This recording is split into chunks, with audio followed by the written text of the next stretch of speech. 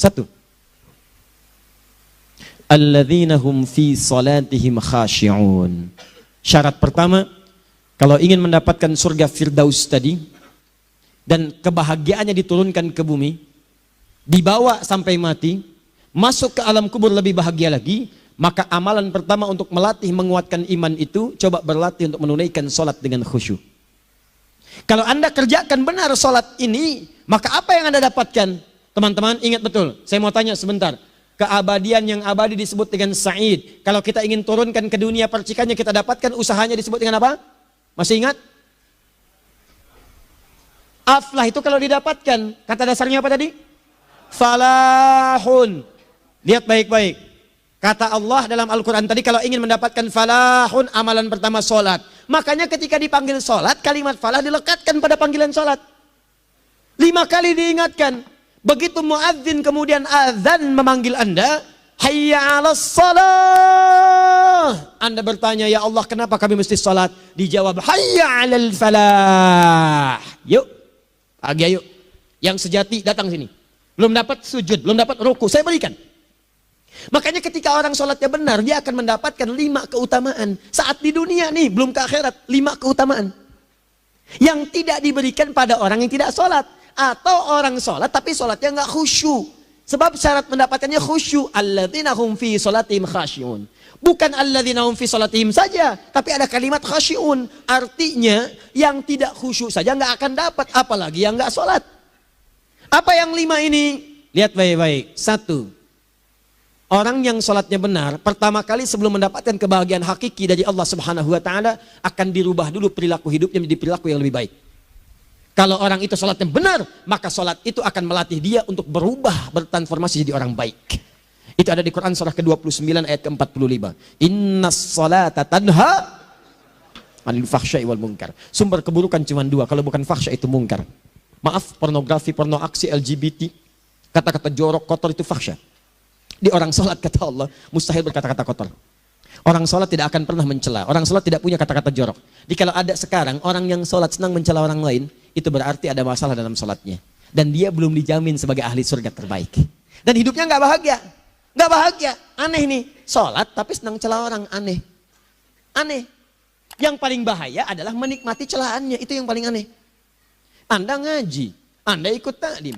Taklimnya sesuai Quran, taklimnya petunjuk sunnah. Anda sholat, Anda puasa, tapi Anda masih senang mencela orang lain dan menikmati celahan itu. Kalau nggak mencela, kayaknya nggak komplit kehidupan. Maka ada yang salah dengan ibadah Anda. Ada yang keliru.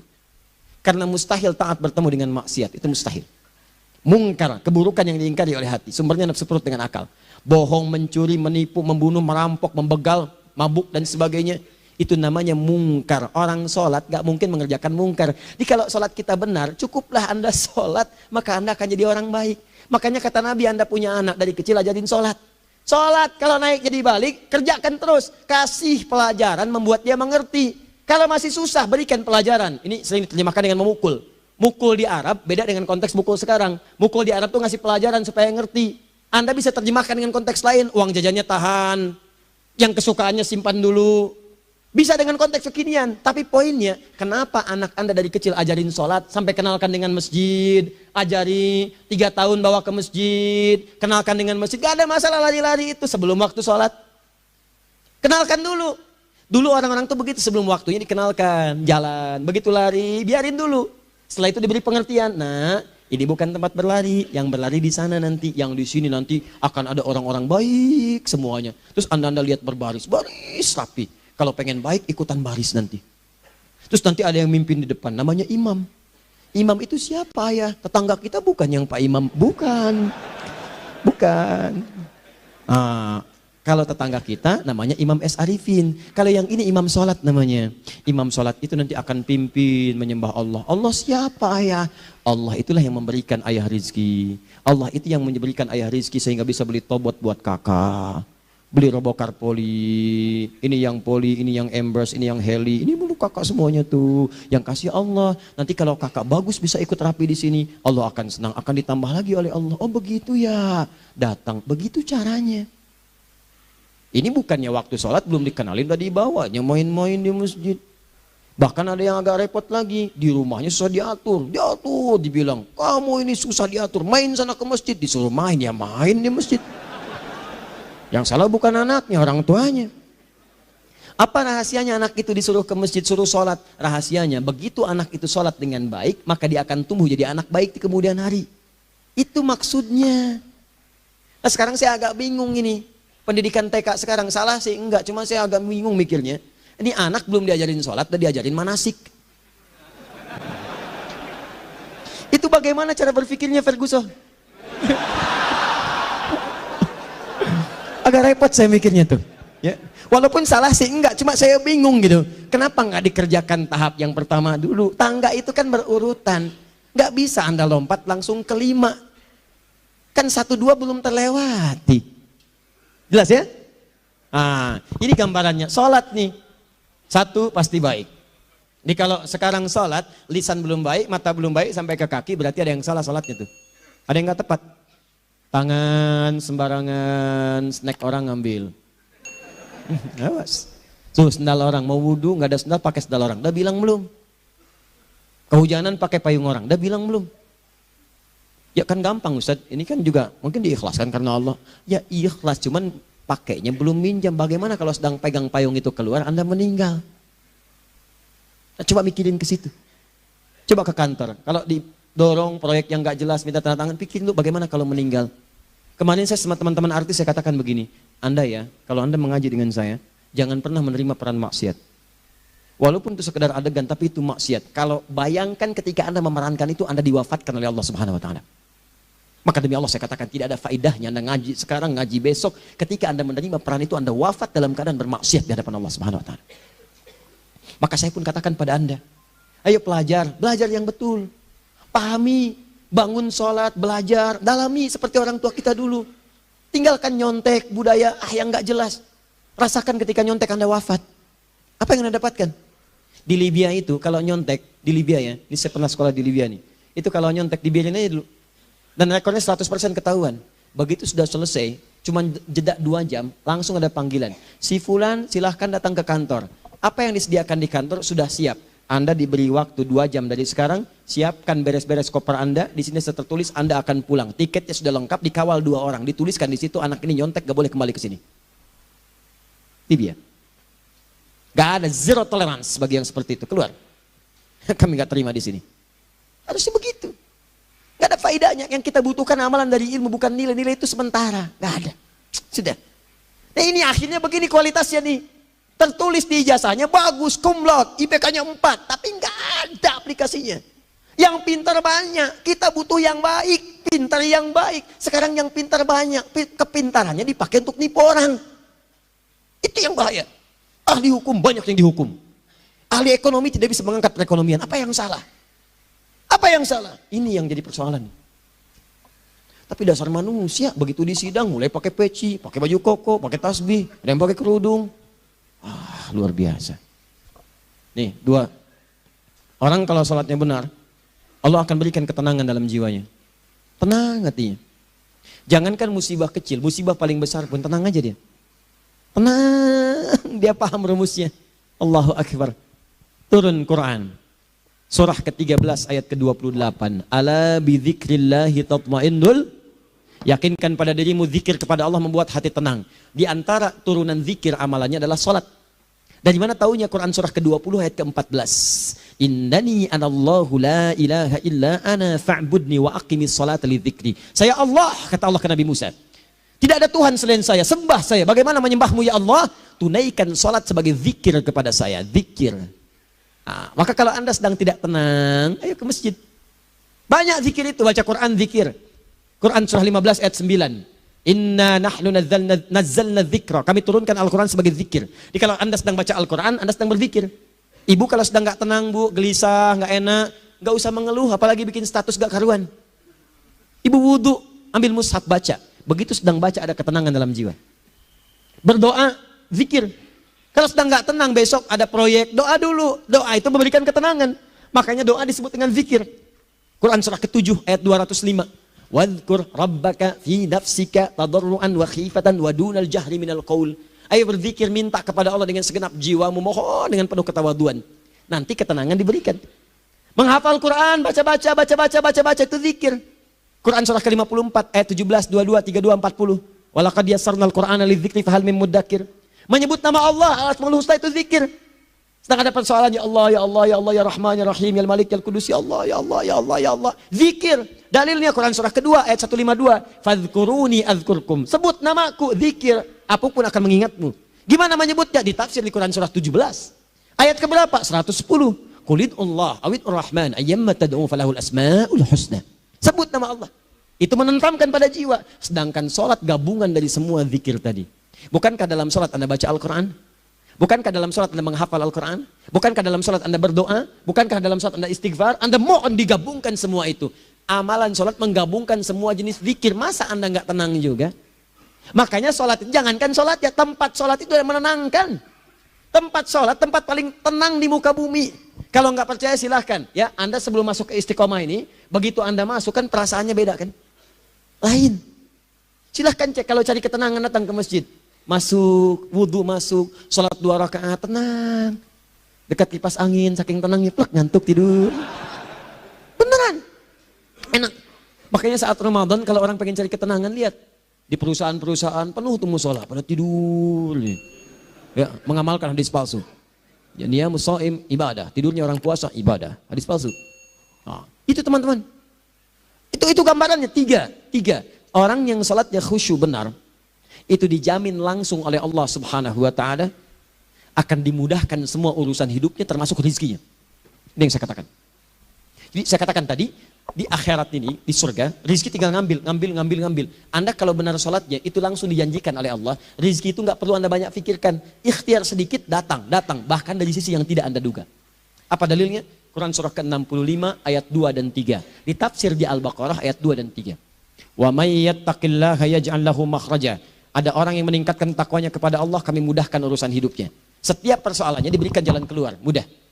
Solusi. Setiap ada problematika, ada solusi. Wa yarzuqhu min haitsu la yahtasib. Dan kalau dia ingin mendapatkan rezeki, bahkan kami kirimkan dari sisi yang tidak dia duga. Orang lain capek ini datang lagi, tawaran proyek datang lagi. Utsman tuh Masya Allah, kayanya banyak. Tapi yang paling dirindukan bukan saat mendapatkan peningkatan omsetnya, yaitu saat dia mendapatkan waktu khusus dengan Allah untuk sholat. Malam hari sampai-sampainya sempat sholat tahajud sampai khatam Al-Quran.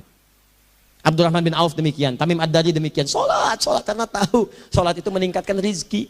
Karena tahu kuncinya ada di situ, Allah yang punya rizki. Disebut dengan Razak, pemilik rizki. Maka saya harus punya hubungan dekat dengan Allah. Kalau sudah punya hubungan dekat, mau apa aja gampang. Belum minta, udah diperhatikan. Silahkan cek, Anda punya hubungan baik dengan bos Anda di kantor. Ya, sebelum Anda minta, beliau udah pikirin tuh. Telepon bendahara. Dia udah ngambil belum gajinya? Belum Pak, tambahkan bonus sekian. Kenapa? Karena dia mengawasi Anda. Allah maha tahu dibandingkan dengan bos Anda. Mendekat kepada Allah, semua diperhatikan oleh Allah. Siapa orang takwa itu? Kalimat takwa pertama di Al-Quran, Al-Baqarah ayat 2. Amalannya ayat 3. Dzalikal kitabu la raiba fihi hudal lil. Siapa mutakin itu? Ayat 3-nya. Alladzina yu'minuna bil ghaib wa yuqimunas shalah. Nih. Gampang. Kalau pengen mudah hidupnya gampang. Biaya nggak mahal, tenaga nggak banyak. Tingkatkan takwa. Nih. Jadi kalau hidup Anda masih susah, di kantor champion, di rumah tangga bermasalah terus, atau sebaliknya, maka boleh jadi kalau gelar Anda tinggi, harta Anda banyak, tapi selalu punya masalah, bukan Anda kurang hebat, bukan Anda kurang kedudukan, bukan Anda kurang kaya, Anda kurang takwa. Dan yang paling dahsyat, mungkin sholat Anda belum berkualitas. Orang yang sholatnya benar, khusyuk dia, bahkan saat sholat itu kalau dia minta, maka seketika doanya akan dikabulkan. Tanpa diskusi, langsung, seketika. Contoh, Quran surah ketiga, ayat 38 sampai 39. Demi Allah saya katakan, Nabi Zakaria punya masalah, masalahnya pelik. Sudah berumah tangga, istrinya divonis monofos, maaf bahkan mandul. Gak mungkin punya keturunan. Maka apa yang beliau kerjakan? Secara singkat beliau sholat. Begitu sholat minta kepada Allah. Hunalika da'a Zakaria rabbah. Di mihrab itu beliau bermohon kepada Allah. Bermohonnya sambil sholat. Qala rabbi habli min ladunka dzurriyyatan thayyibah innaka sami'ud du'a. Ya Allah, mereka katakan saya nggak mungkin punya keturunan. Sekarang saya ingin katakan ya Allah, saya hanya minta darimu saja, saya nggak akan dengarkan mereka. Ya Allah mohon, engkau maha mendengar ya Allah. Maha mendengar doa saya. Kalau kepada yang maha mendengar aja nggak mengabulkan, kepada siapa lagi saya mesti minta? Apa yang terjadi? Fanadatul malaikat wa huwa qa'imun yusalli fil mihrab. Turun malaikat mengabarkan sedangkan beliau masih sholat, belum selesai dalam sholatnya. Sholat khusyuk itu belum selesai sholat aja dikabulkan, doa sudah turun. Sholatnya belum selesai, doa sudah dikabulkan. Annallaha yubashshiruka bi Yahya. Allah kasih kabar gembira. Doa kamu didengar, dikabulkan. Kamu akan punya anak. Namanya langsung dari Allah Yahya. Artinya hidup yang mustahil menurut manusia. Lahir seorang dari rahim perempuan yang menepus dan mandul. Bayi yang hidup, kata Allah nggak ada yang mustahil bagiku. Jadi dan jadi dia. Berita baiknya, Nabi Zakaria sholat dikabulkan. Umat Nabi Muhammad sebelum sholat sudah ditunggu oleh Allah. Mau minta apa? Aku kabulkan sekarang. Hadisnya qudsi. Saya bacakan. Hadatsana qala Rasulullah sallallahu alaihi wasallam qala Allah azza wa jalla qasamtu shalah baini wa baina abdi. Kata Allah, saya bagi dua ya salat antara aku dengan hambaku. Wali abdi ma sa'ala. Kalau hambaku benar salatnya, aku berikan apapun yang dia minta sekarang. Idza qala al-abdu alhamdulillahi rabbil alamin. Bagian pertama. Kalau hamba benar membaca Al-Fatihahnya dari alhamdulillahi rabbil alamin, kalau Allah azza wa jalla dijawab oleh Allah, hamadani abdi, hambaku sedang memujiku. Wa idza qala ar-rahmanir rahim, jika hambaku berkata ar-rahmanir rahim, kalau Allah azza wa jalla athna alayya abdi, hambaku sedang menyanjungku. Wa idza qala maliki yaumiddin, kalau Allah azza wa jalla majjadani abdi, kalau hambaku mengatakan maliki yaumiddin, kata Allah hambaku sedang mengagungkanku. Perhatikan sekarang. Wa idza qala al-abdu iyyaka na'budu wa iyyaka nasta'in. Jika hambaku berkata sekarang, ya Allah, kami sekarang ibadah, sholat menyembahmu. Dan kami sekarang sedang punya masalah, kami hanya minta tolong kepadamu, ya Rabb. Apa jawabannya? Beda dengan sebelumnya. Kata Allah, hadza baini wa baina abdi. Inilah perjanjian antara aku dengan hambaku. Wali abdi, kalau hambaku benar khusyuk sholatnya sampai detik ini, baru sampai Al-Fatihah itu pun belum tuntas. Baru sampai Al-Fatihah itu pun belum tuntas. Kalau benar bacaannya, betul sholatnya dari takbir sampai dengan selesainya, sampai ayat itu, iyyaka na'budu wa iyyaka nasta'in, kata Allah, masalah apapun yang dia minta sekarang, aku akan kabulkan. Besok saya kasih rahasia. Yuk, yang di KBP. Ada awal pembuka di awal sebelum Al-Fatihah yang kalau Anda benar bacanya, itu pengantar kepada pengabulan doa di Al-Fatihah. Apa itu? Besok. 5. Yang kelima ini yang paling diharapkan, dan ini penutup dalam kajian kita malam ini. Teman-teman sekalian, perhatikan baik-baik. Jika Anda benar mengerjakannya, maka Allah akan jamin langsung Anda akan mendapatkan kesuksesan dan kebahagiaan di semua aktivitas Anda. Kalau jadi suami, suami yang sukses, rumah tangga yang bahagia. Kalau jadi pegawai, pegawai yang sukses, dan di kantor bahagia. Masih ingat? Kesuksesan yang menghadirkan kebahagiaan, konteksnya dunia disebut dengan falah. Dipegang disebut dengan aflah. Dikembalikan lagi ke atas, ke surah ke-23 ayat 1 dan 2. Qad aflahal mu'minun. Apa amalannya? Alladzina hum fi salatihim khashi'un. Persoalannya, kalau Anda salat belum mendapatkan satu di antara 5 ini, apa masalahnya? Pertama masalahnya, kata Al-Quran, boleh jadi yang salat itu belum khusyuk. Apa itu khusyuk? 2 maknanya, dan saya tutup di sini. Apa yang 2 itu? 1, kebanyakan orang salat masih membawa dunia dalam salatnya. Makanya kalau pengen khusyuk, kata Allah, maka Anda rasakan akan bertemu Allah. Rumusnya Quran surah kedua ayat 45 sampai 46. Rasakan secara singkat, mungkin itu sholat terakhir yang Anda akan kerjakan dalam kehidupan. Mungkin di sholat itu Anda wafat. Kata Allah, alladzina yadhunnuna annahum mulaqu rabbihim. Orang khusyuk itu sudah kelihatan dari sebelum sholat, dia sudah merasa persiapan menghadap Allah. Persiapan ke manusia aja, dia sudah siap-siap mandi dulu, ganti pakaian, pakai parfum, macam-macam dan sebagainya. Hanya memenuhi undangan manusia. Allah mengundang Anda 5 kali dalam sehari.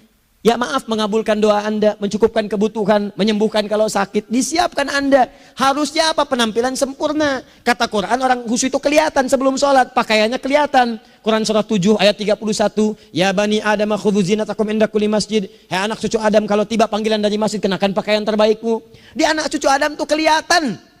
Kalau orang khusyuk, begitu azan kelihatan pakaiannya lain. Pakaiannya indah. Khudhu zinatakum, kenakan pakaian terbaikmu. Dipakai, bertemu Allah. Bertemu manusia aja pakaian bagus-bagus. Ini aneh ya, ada orang salah ibadah aja. Orang salah ibadah pakaiannya bagus-bagus. Lihat nih hari-hari tertentu, besok tuh. Orang mau ke tempat masing-masing tuh. Ada yang pakai jas, pakai dasi, pakai batik, pakai kebaya. Anaknya dibawa, dikuncir 2, bawa manisan macam-macam. Mau salah ibadah aja, tampilan bagus. Masa antum yang benar ibadahnya nggak bagus? Bedakan. Pakaian futsal, pakaian sholat, ganti dengan yang sholat. Ini gimana pakaian sholat pakai pakaian futsal? Depannya gambar Messi, belakang Ronaldo. Ah, repot. Malaikatnya juga bilang, kamu salah baju, harusnya Luka Modric.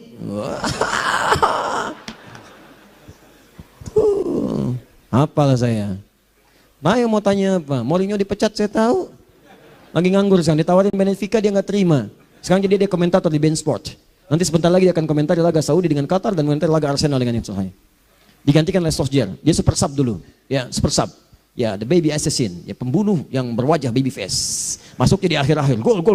Sekarang melatih dia, 5 kali kemenangan, belum kalah sama sekali. Saya hafal itu. Tapi masih di urutan ke-6, tapi jaraknya ke yang keempat itu tinggal 3 poin lagi. Hafal saya, Liverpool tahu, cuma 4 poin sekarang bedanya, kemarin 7. 7 kalah 2-1 sama Manchester City. Walaupun banyak analisis yang menyebutkan, mungkin itu diberikan saja gitu kan, karena ada yang lain-lain. Hafal kedua Manchester City, hafal saya. Ayo mau tanya apa lagi, Tottenham Hotspur ke bawahnya, ada Chelsea, ada Arsenal, baru kemudian Manchester United.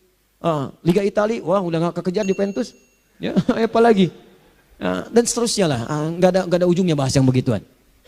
Jelas ya? Maksud saya, Anda tanya itu saya jawab, tapi tidak menghilangkan ibadah kita yang lain. Dan apa ruginya? Ya tahajud dah. Apa yang bisa dikerjakan besok, lihat besok. Ya kan tahajud kan bisa besok. Ada orang tahajud jam 10 pagi? Gak ada. Lebih baik Anda kerjakan malam tahajud. Yang tidak bisa dilihat malam bisa dilihat besok.